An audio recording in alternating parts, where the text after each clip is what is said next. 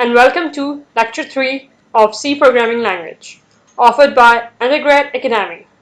In this video, I will show you how to download CodeBlocks. Go to your Chrome browser, type CodeBlocks download.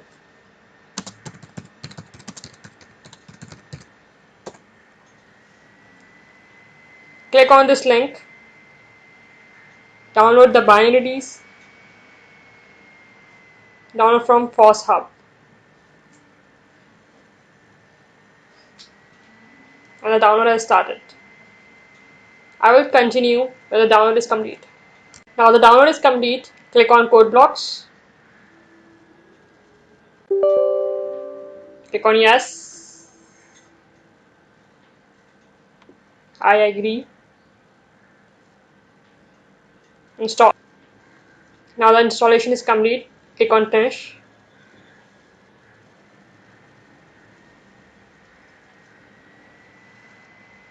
For today, please don't forget to subscribe and press the bell icon so you'll never miss any updates from Undergrad Academy.